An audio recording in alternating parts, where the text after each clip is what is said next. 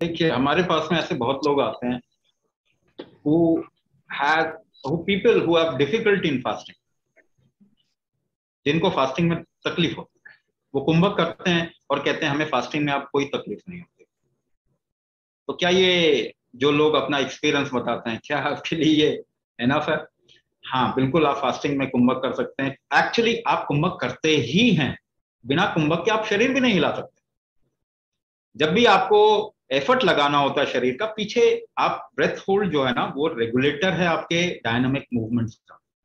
तो बिना कुंभक के तो आप शरीर नहीं हिला सकते। तो शरीर तो हिलाते हैं तो कुंभक कर ही रहे हैं। इसी को अगर सही तरीके से करें तो ये अलग अलग ऑर्गन्स को इंपैक्ट करता है, वही हम करवा रहे हैं। दूसरी बात है कि क्या इसका साइंटिफिक एविडेंस है? तो पहली बात तो साइंस लाइफ को पढ़ता है। आपको समझना पड़ेगा, साइंस स्टडीज लाइफ, जीवन कैसे हो रहा है। साइंस उसको पढ़ने का तरीका है, ठीक है ना। लाइफ हो रही है, उसका जो कैसे हो रही है वो साइंस उसको पढ़ने का तरीका है।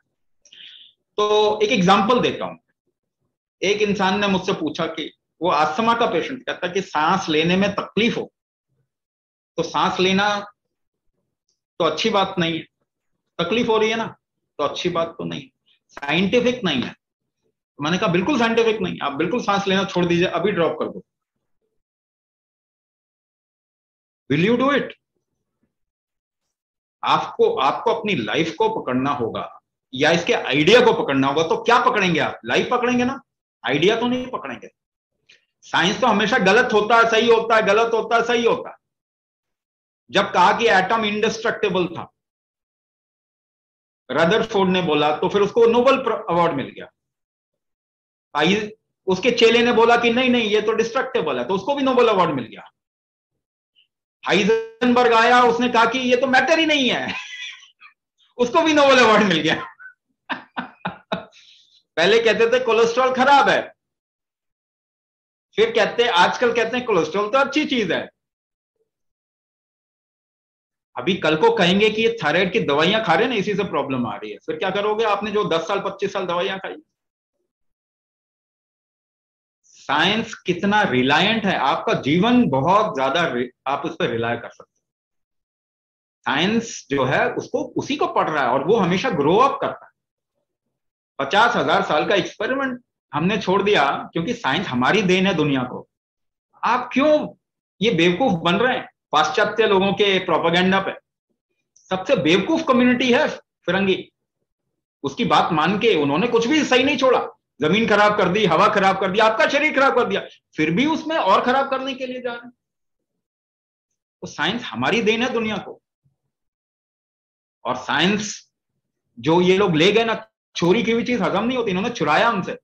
और इसीलिए उन्होंने जिस तरीके से साइंस को कंडक्ट किया, सब कुछ खराब कर दिया। हम अपनी आंखें कब खोलने वाले हैं ये नहीं समझ में आ रहा। तो क्या इसके ऊपर हम एक्सपेरिमेंट करना चाहते हैं? Obviously we want to do it because we are a scientific society. भारतीय सोसाइटी एक साइंटिफिक सोसाइटी है।